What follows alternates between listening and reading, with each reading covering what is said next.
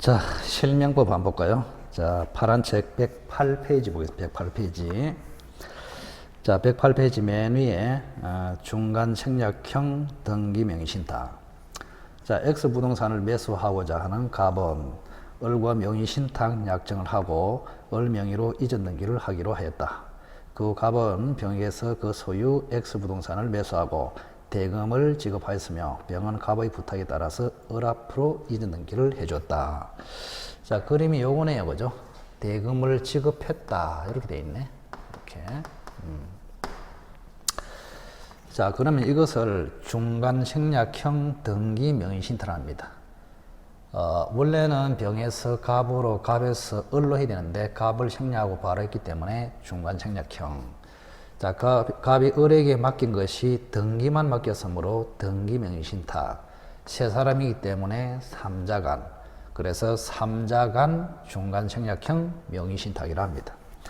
자, 여기는 부부나 종중이나 종교단체라는 말이 없기 때문에 사조에 의해서 금지됩니다. 그래서 금지되기 때문에 명의신탁 약정은 무효이고 등기 이전도 무효이다. 그러나 매매는 무효 사유가 없기 때문에 유효이다. 이렇게. 그러면 등기 이전이 무효다 보니까 병에서 을로 물건이 넘어가지 않았습니다. 그래서 소유자는 현재 병이 됩니다. 자, 이것만 가지면 거의 답이 반은 나왔습니다. 병이 소유자다. 자, 1번에 갑과 을 사이의 명의신탁 약정은 무효이다. 맞네요. 자, 갑은 을을 상대로 부당이득 반환을 원인으로 이전 등기를 청구할 수 있다.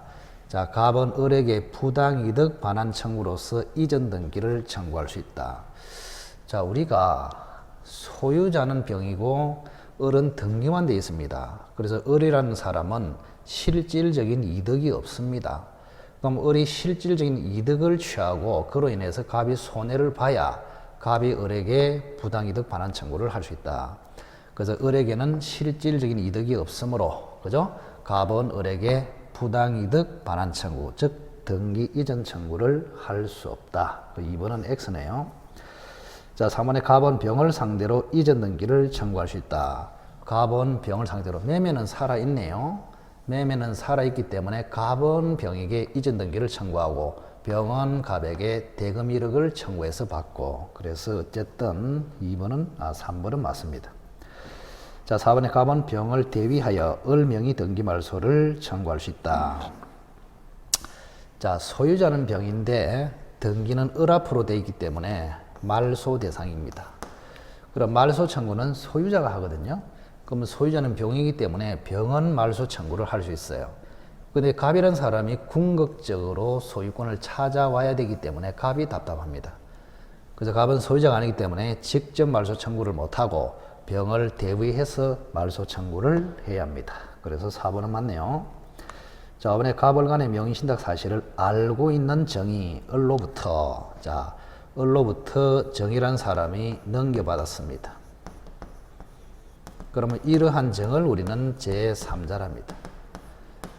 자, 명의신탁에서 제3자는 선의, 악의를 불문하고 무조건 보호됩니다. 그래서 이때는 제3자 정이 무조건 궁극적으로 소유권을 취득합니다.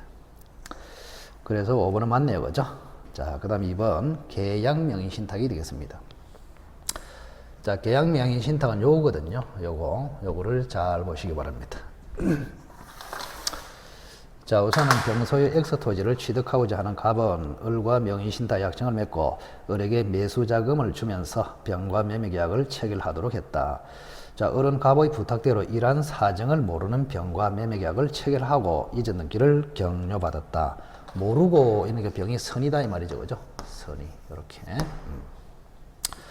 그러면 이거를 뭐라 하느냐? 자, 갑이 을에게 맡긴 것은 등기뿐 아니고 매매라는 계약을 맡겼다.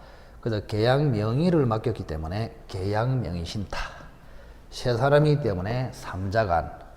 계약이라는 사물을 맡겼기 때문에 위임 이렇게 봅니다. 그래서 이것은 삼자간 위임형 계약 명의신탁. 저기는 삼자간 중간 생략형 등기 명의신탁. 여기는 삼자간, 그죠? 위임형 계약 명의신탁. 자, 이것도 사조에 의해서 금지됩니다. 금지. 자, 금지되는데 그대로 한번 옮겨 보시면, 자, 약정은 무효입니다. 명의신탁 약정은 무효. 그 다음에 등기 이전은 선악에 따라서 달라집니다. 자, 상대방이 선의이면은 유효. 이렇게 됩니다. 상대방이 악의이면은 무효. 이렇게 돼요. 자, 매매는 등기 이전이 유효이면은 매매도 당연히 유효입니다. 매매도 유효.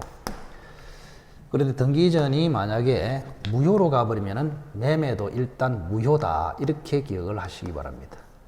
그 논리는 조금 복잡해요. 이렇게. 자, 그러면 이제 유효, 무효, 악의는 빼버리고 간단하게 봅시다. 악의는 빼버리고 여기는 선이니까, 그죠? 자, 그러면 매매도 유효, 등기전도 유효. 그러면 소유자는 을이 돼버립니다. 을. 소유자는 을이 돼버린다. 이렇게. 자, 그럼 소유자가 을이 돼버리면, 자, 결국에는 을은 남의 돈으로 매수자금을 1억을 받아가지고 남의 돈으로 소유권을 취득했기 때문에 이 소유권 취득 자체가 부당이득이 돼버립니다. 부당이득이 돼버린다. 그럼 부당이득은 지하는 것이 아니고 돌려줘야 됩니다. 부당이득 반환. 그럼 부당이득의 반환 범위가 어떻게 되냐? 이게 매우 중요하죠. 보는 범위. 자, 두 가지가 있습니다. 자, 만약에 실명법 시행 전의 명의신탁이다. 그때는 부동산 자체, 소유권 자체를 반환해야 됩니다. 또는 그 당시 시세로 처분을 할 수 있으면 처분했을 때 처분 대금을 돌려줘야 됩니다. 근데 실명법 시행 후, 시행이란 것은 95년도에 시행이 됐거든요. 시행 후에 명의신탁이라면은 받은 매수자금 1억이죠. 매수자금에다가 또 취득비용까지 받았다면은 취득비용 이거를 반환하면 됩니다. 지금. 그럼 예를 들어서 이런 게 있겠죠. 자, 이게 처음에는 그린벨트에 묶여 있어가지고 1억이 시세입니다. 근데 갑이라는 사람이 정보에 능해가지고 그린벨트에 해지될 줄 알고 을한테 1억을 대주고 1억으로 사게 만들었어. 그래서 샀어. 좀 있다가 보니까 이게 10억짜리가 돼버렸단 말이에요. 이게 10억. 그럼 결론적으로 을은 소유자는 을이 되는데 남의 돈으로 소유자가 됐기 때문에 소유권 취득 자체가 부당이득이 됩니다. 그럼 이것을 갑에게 돌려줄 때 10억의 가치를 돌려주느냐 아니면은 1억과 취득비용이 예를 들어서 1,000만 원이다. 그러면 1억 1,000만 원만 돌려주고 끝이냐 이런 이야기입니다. 그래서 실명법 시행 전이면 처분대금 10억의 가치, 시행 후면은 1억 플러스 취득비용 이것만 반환해도 됩니다. 자, 볼까요? 1번의 병이 갑과 을 간의 명의신탁에 관해서 선임으로 약정은 유효이다. 약정하고 선악하고 상관이 없어.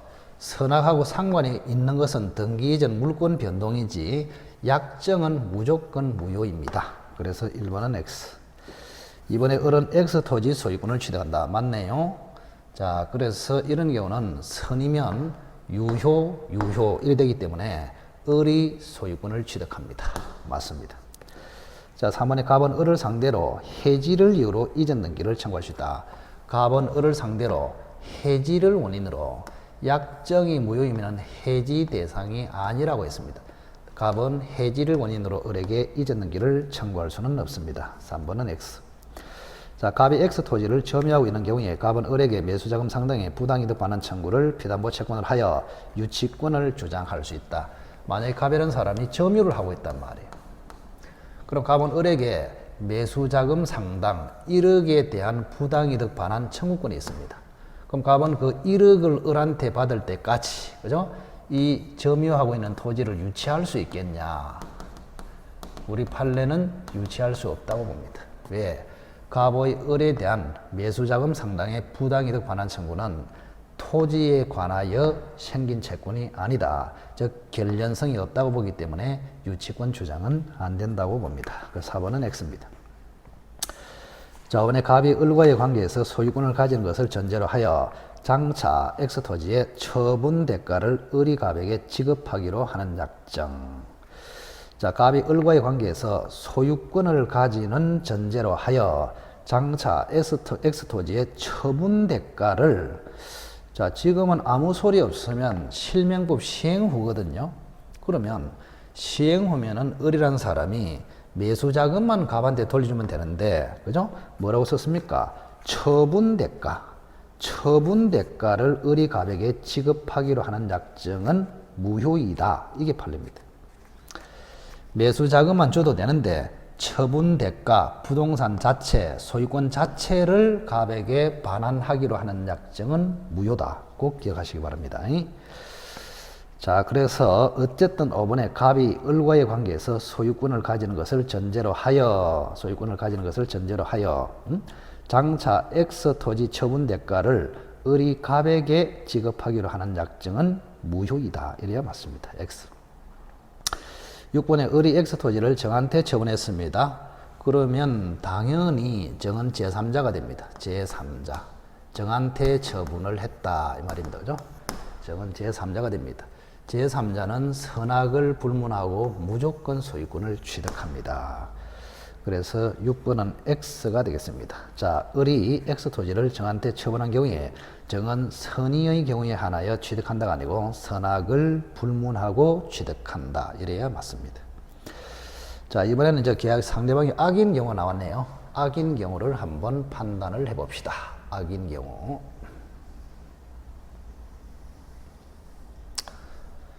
자, 그러면, 자, 이것이 이제 악이다.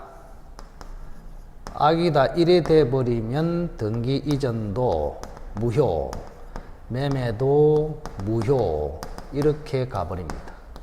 그렇게 가면은 소유자는 병이 돼버립니다. 병이 소유자가 된다.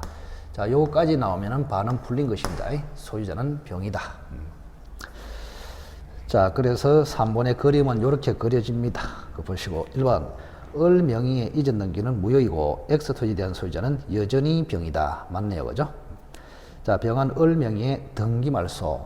지금 소유자는 병인데 등기는 을 앞으로 되어 있으니까 이 등기는 말소 대상입니다. 말소 청구는 소유자가 말소를 청구한다. 맞네요.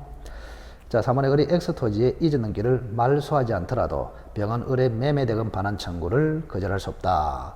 자, 이 매매조차도 무효가 돼버리기 때문에 을은 말소해서 돌려주고 갑은 받은 1억을 돌려주고 이게 동생관계입니다. 그죠? 그래서 서로 부당이득 반환은 동생관계다. 이런 이야기 아닙니까? 따라서 을이 X토지의 이전 등기를 말소하지 않으면 병은 1억을 반환할 필요가 없잖아요. 그래서 을이 1억을 반환하라 하더라도 병은 거절할 수 있다. 이래 맞잖아요. 그래서 한 번은 틀렸습니다.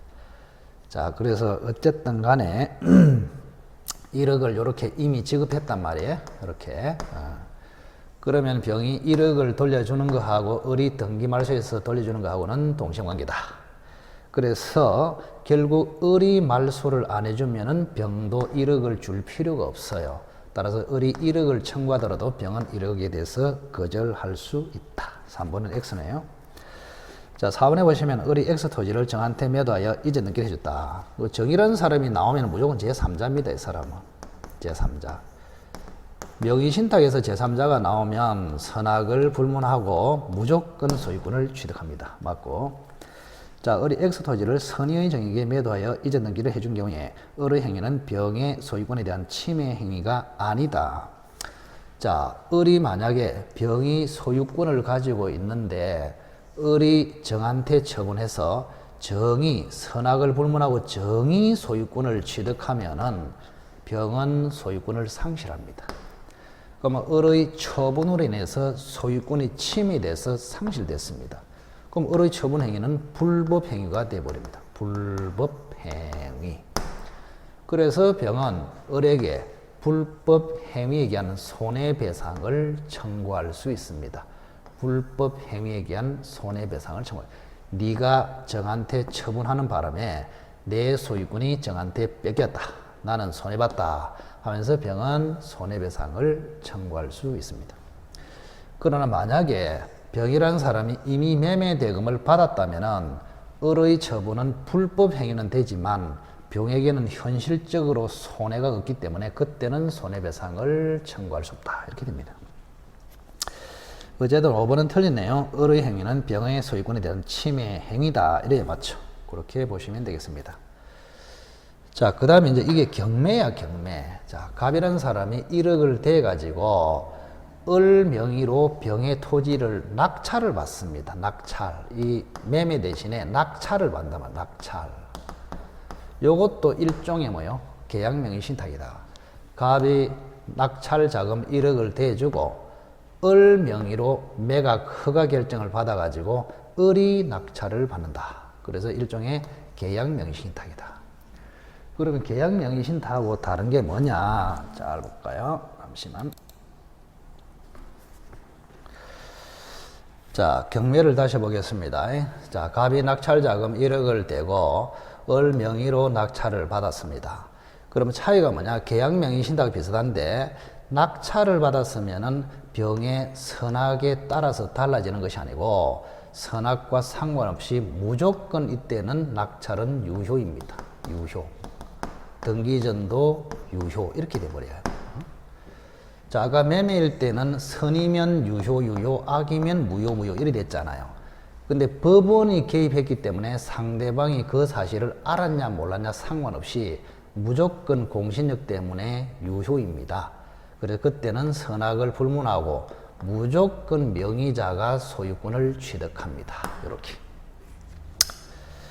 자, 그래서 1번을 보시면, 자, 갑은 경매가 진행 중인 병 소유 X 토지를 취득하기 위하여 을에게 매수 자금을 지급하면서 을 명의의 이전 등기를 하기로 약정했고, 을은 약정에 따라서 X 토지에 대한 매각 허가 결정을 받고 매각 대금을 완납한 후 자신의 명의로 이전 등기를 마쳤다. 이 그림하고 똑같습니다. 자, 1번에 갑과 을의 관계는 계약 명의신탁에 해당한다. 맞고, 이번에 병이 갑과 을의 명의신탁 사실을 알았다면 을은 소유권을 취득하지 못한다. 자, 알았냐 몰랐냐 상관없이 낙찰은 무조건 유효로서 을이 소유권을 취득한다. 2번은 X입니다. 자, 갑은 을에 대하여 매수자금 상당의 부당이득 반환 청구를 할 수 있다. 지금 을은 소유권을 취득했지만 남의 돈으로 취득했기 때문에 그 자체가 부당이득이 됩니다. 따라서 2016년이기 때문에 실명법 시행 후라서 을이 부당이득한 것은 갑으로부터 받은 매수자금 플러스 취득비용입니다. 그래서 갑은 을에게 매수자금 상당의 부당이득 반환을 청구할 수 있다. 3번은 맞네요. 자, 4번에 갑의 지시에 따라서 을이 토지를 매각한 후 그 처분대금. 자, 매수자금은 1억인데 그 당시 시세 처분대금은 10억이다. 이래 되었습니다. 그러면 갑의 지시에 따라서 갑의 소유자임을 전제로 해서 갑의 지시에 따라서 을이 10억 원의 처분대금을 갑에게 반환하기로 한 약정은 무효라고 했습니다. 무효. 조심해야 됩니다. 자, 2번 보겠습니다. 부동산 경매 절차에서 병소유 X 건물을 취득하려는 갑은 친구 을과 명의신탁을 맺고 2018년 5월 을 명의로 매각허가 결정을 받아서 자신의 명으로 매각대금을 완납하였다. 그 후 을 명의로 소유권 이전 등기가 마쳐졌다. 뭐 위하고 똑같네요. 그죠? 자, 1번에 갑은 을에 대하여 X 건물에 대한 이전 등기 말소를 청구할 수 있다. 자, 갑은 을에게 등기 말소를 청구할 수 틀렸죠. 을이 소유자로 되기 때문에 을에게 말소를 청구할 수 있는 사람은 존재하지 않습니다. 1번은 X. 2번은 갑은 을에 대하여 부당이득으로 X 건물의 소유권 반환을 청구할 수 있다. 지금 2018년도이기 때문에 을이 부당이득한 것은 갑으로부터 받은 매수자금이지 소유권 자체가 아닙니다. 따라서 갑은 을에게 매수자금을 돌려달라고 청구해야지 소유권 자체 반환을 청구할 수는 없다. 그래서 2번도 틀렸네요. 자, 3번의 병이 갑과 을 사이에 명의신탁이 있다는 사실을 알았다. 알았더라도 을은 소유권을 취한다. 경매가 개입되면은 병이 악이냐 선이냐 상관없이 무조건 유효 을이 소유권 취득. 그랬습니다. 그래서 3번도 맞습니다. 3번은 O.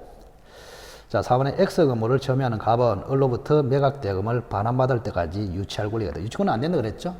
자, 갑이라는 사람이 토지를 점유하고 있어요. 그럼 갑은 을에게 부당이득 반환 청구권을 가집니다. 이 갑의 을에 대한 부당이득 반환 청구권은 토지와 관련성이 없기 때문에 결국 갑은 부당이득 반환 청구권을 위해서 이 토지를 유치할 수는 없다. 4번은 X입니다. 자, 이번에 X 건물을 점유하는 갑이 정에게 X 건물을 매도했습니다. 자, 갑이 매도했다. 타인 권리 매매. 을이 소유자니까 갑이 매도하면은 타인 권리 매매다. 타인 권리 매매라도 매매 계약 자체는 유효죠, 그죠? 그래서 5번도 틀렸습니다. 5번도 틀렸다. 자, 마지막으로 상호 명의 신탁을 한번 볼까요? 자, 갑은 자신의 X 토지 중 일부를 특정하여 을에게 매도하면서 토지를 분할하는 등의 절차를 피하기 위해서 편의상 을에게 Y 부분의 면적 비율에 상하는 공유 지분 등기를 마쳤다. 그럼 이게 이제 왜 중요하냐? 왜 중요하냐? 특이한 이게 명의신탁이란 말이에요. 그래서 상호 명의신탁 또는 구분소유적 공유라고 합니다. 구분소유적 공유. 자, 지금 결론적으로 이렇네요. 그죠? 이 토지가 하나 있는데, 갑이라는 사람이 이 토지를 전체를 소유하고 있다가 특정 부분 여기를 을에게 지금 팔았네요. 그죠? 팔았습니다. 그러면 실제로는 딱 특정을 해가 팔았기 때문에 구분이 돼버렸습니다. 구분이 돼버렸어. 그래서 갑이 한 필지를 가지고 있다가 요 부분을, 여기는 X겠죠. 그죠? 요거는 Y 부분. Y 부분을 을에게 팔았단 말이야. 그럼 분필 절차를 거쳐서 분할해서 을에게 넘겨야 되는데 아직까지 그거 안 하고 있다. 근데 귀찮으니까 등기에는요, 공유라고 해버렸단 말이야. 공유. 공유라는 것은 토지가 하나입니다. 그게 딱 반이다 그러면 지분의 2분의 1, 2분의 1, 1이 되겠죠. 그죠? 그 실제로는 구분 소유인데 등기부에는 2분의 1씩 공유로 돼 있단 말이야. 이거를 구분 소유적 공유 또는 상호 명의 신탁이라 합니다. 상호 명의 신탁. 자, 그러면 이걸 어떻게 처리할 것이냐? 자, 구분 소유 같으면 여기는 갑의 토지고 여기는 을의 토지고 이렇게 됩니다. 근데 공유이면은 모든 토지를 함께 소유합니다. 그죠? 자, 그러면 당사자 간 실제로는 구분 소유야. 근데 등기부에는 공유로 돼 있다. 당사자 간에는 구분 소유인데 제3자와 관련해서는 공유이다. 대내적으로는 구분 소유인데 대외적으로는 공유이다. 이런 이야기입니다. 자, 그럼 결론적으로 만약에 제3자가 나타나면은 공유로 처리하고 제3자가 안 나타나면은 구분 소유로 처리한다. 이게 결론입니다. 그죠? 자, 그래서 자기들끼리는 구분 소유, 제3자와 관련해서는 공유, 이걸 가지고 답을 내는 것입니다. 이렇게. 자, 그러면 지금 5번에는 우선은 제3자가 없습니다. 제3자가 없기 때문에 구분 소유, 즉 완전하게 갑은 여기 소유, 을은 여기 소유됩니다. 그럼 완전하게 소유가 분리됐기 때문에 서로 간에 이미 분할이 되어 있기 때문에 서로 분할 청구를 할 수 없다. 1번은 맞네요. 자, 이번에 을은 갑의 동의 없이 Y 부분을 제3자에게 처분할 수 없다. 자, 여기는 갑의 토지고 여기는 을의 토지이기 때문에 마음대로 각자가 자기 소유 부분을 처분할 수 있다. 이래 맞죠. 그죠? 2번은 틀렸습니다. 자, 을이 Y 부분을 점유한다. 자, 을이 Y 부분, 자기 토지를 점유하기 때문에 자주입니다. 자주. 그래서 3번은 틀렸네요. 그죠? 자, 을이 갑의 토지를 점유하면은 타주, 을이 자기 토지를 점유하면은 자주. 이렇게 됩니다. 그래서 3번도 X입니다. 자, 을이 Y 부분이 아닌 갑 소유 부분에 건물을 신축했다. 자, 을이 Y 부분이 아닌 갑 소유. 자, 을이라는 사람이, 잘 보세요.